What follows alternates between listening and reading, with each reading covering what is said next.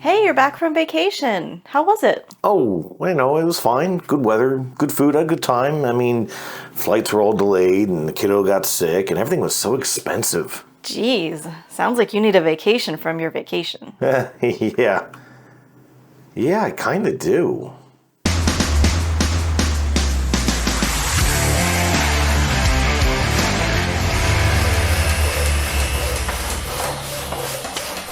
Hey there, folks. I am Jeff, your tabletop technician here on the Dice Tower, and today I'm packing my bags and taking to the skies as I take a look at Globetrotting by Road to Infamy Games. Road to Infamy took its road to fame with its 2021 release of Canvas. Now, Globetrotting, by the same designers Jeffrey Chin and Andrew Nerger, is about planning a series of trips across the globe throughout the year. A question though before we get started, have you ever found yourself so excited to go somewhere or to see or do something only to find it a woefully unfulfilling experience? Because that is exactly the journey that I've taken with Globetrotting, and I know that is an unusual bit of spoilering on my part, but before I make you my travel buddy on that trip, let me quickly show you how to play. In Globetrotting, you'll plan 3 different trips throughout the spring, summer, and fall. At the start of the game, you'll draw 3 cards from this deck of beautifully illustrated destination cards. Players will then mark their globes, drawing a clover on the leftmost location, a sun on the middle location, and a leaf on the rightmost location. After completing this, you can spend the next 5 minutes answering such delightful questions as, what was that second location again? How do you draw the fall symbol again? I can't find Seychelles. After that fun and joy is over, you'll then start the first full round of the game by drawing 3 new location cards from this deck. But from this point on, you'll choose one of these destinations in each round to tack on to one of those 3 seasons. The position of the card in the display no longer matters. So let's say with these new offerings that you decide to visit Isle of Skye, and you decide to travel there in the summer after leaving Seychelles, as I would later learn it's pronounced. You'll then have to rotate and pivot this globe so that Seychelles is positioned here at the arrow, and Isle of Skye is also aligned along the top ring of the stand. You then use that ring to draw a line between these locations and note the value on the ring at the destination. You jot that number down in your passport. This is your airfare cost, but you don't actually have to pay it. That is basically the game. Every round you're picking a place, picking a season to tack it onto, and repeating until your globe is a chaotic mess of crisscrossing lines. You're doing this, by the way, to scratch things off of your bucket list, which is simply represented by these cards you start off with at the beginning of the game. These might challenge you to focus on a specific country, intentionally crisscross your trips, or visit specific types of destinations. You'll also have 2 of these common goals drawn at the beginning of the game. The first player or players who accomplish these will get 6 points, with every player who accomplishes them later getting 4 points.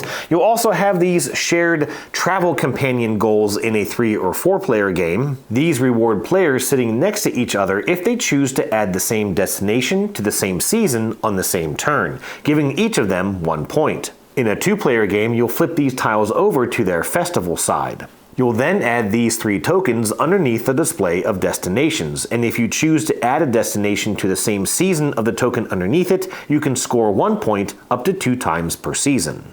So at the end of the game, you will use your passport here to track your scores on the common goals, the companion or festival goals, and your personal bucket list objectives. You'll also get 2 points for each player who spent more than you in total airfare costs. That is basically how you play the game. So let's talk about these components. Globetrotting, like Canvas, is nothing short of a production masterpiece. However, some really wacky decisions were made. Let's talk first of all about these globes, which consist of 8 different pieces that have to be assembled when you first get the game. You place these thin cardstock sheets inside each half of the globe, and then carefully snap these tiny, ridiculous clips into each pole to hold the paper in place. You then align the 2 hemispheres of the globe and desperately try to snap them together without snapping them in half. In fairness, you only have to load the paper and install the clips when you first get the game. However, the completed globes do not fit within the box, which means that at a minimum, you're going to have to separate and reassemble these halves with every play. And here's the thing, I understand what it takes to manufacture a game. I've listened to enough podcasts and interviews with publishers to know how production costs work, and I understand how much it would have cost to make this box big enough to fit 4 fully assembled globes. But here's the thing, you're going to look at these things and immediately understand the fragileness of these components. You know where these things are built, you know the materials that to go into, and frankly, you have broken something like this in your past. I do not expect to get much more than 5 or 6 plays out of these things before something is going to break. And here's the thing, this is a super light family weight game, which means that the players that you're putting these things in front of are not going to automatically assume that these are fragile components. They're not going to automatically know to treat your games like the rare and delicate artifacts that they are. And honestly, outside of the globes, the box, and the beautiful destination cards, everything else here is shiny, yet plain. I don't know if they kind of ran out of their art budget before they got to these tiles, but they almost look like they came out of a different box. Now, I mentioned everything being shiny, and that's so that you can write on things with a dry erase marker, except that the game comes with wet erase markers, and that's so that you can write on this globe and still move it around in this stand without rubbing off all the markings, except for that you will often still rub off the markings. But not only that, if you make any kind of a mistake, you're going to have to go and get some sort of a wet paper towel or a napkin or something to clean up that mistake. You're also going to need a lot of wet wipes or something similar to clean up all the markings when you're done with this game. And I'll tell you this, I've only played this just a few times prior to this filming, and already my passport cards are starting to show some damage. And that's because while they are laminated, the edges of them are not protected. And you're gonna have so many markings on this thing that you're gonna need a fairly wet paper towel or something similar to clean them off. And as a result, I'm already starting to soak up some water into the material between the lamination. And all of that finally leaves us with the gameplay. This is a very lightweight, mostly luck-driven game that pretty much lives and dies on this deck of cards. I do like these bucket list objectives, but everything in this game depends on how these cards come out throughout the game, and it can even be a bit frustrating if 2 or more of these destinations help you work on 2 or more of your goals, and you're trying to sit there and calculate what are the odds that you're going to still be able to get that objective done later on in the game. The only saving grace here is that you don't have to actually pay for your airfare, so there's not a whole lot of risk if you suddenly have to zip around the globe to try and get something done. You may just forfeit a few endgame points, and lowest airfare is the only tiebreaker at the end of the game. It's also good that the game encourages a little bit of communication, so you have at least some idea of what your opponents are doing and how much they're spending.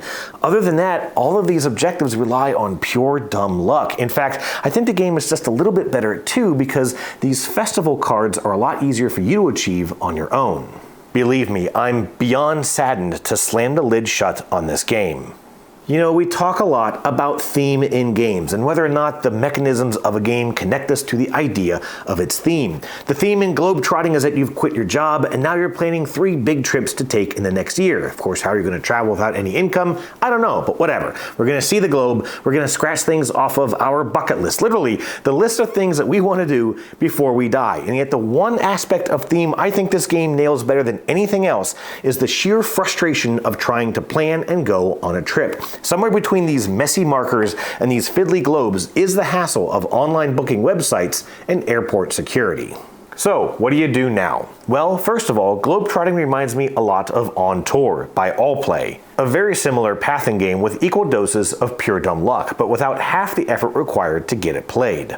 If you really want to play with a globe, then I highly recommend Planet by Blue Orange Games. This is a tile drafting game of similar complexity that also plays quite quickly, where you and your friends will assemble these adorable planets. I've loved Planet from my first play.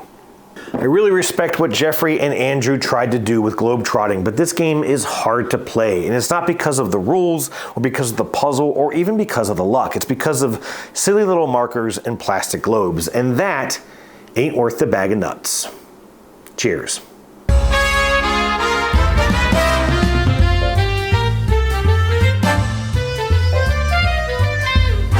Somewhere between these messy markers and these fiddly globes is the hassle of online booking websites and airport security. What's the matter? I just remembered that I got a flight to Miami for the retreat next month.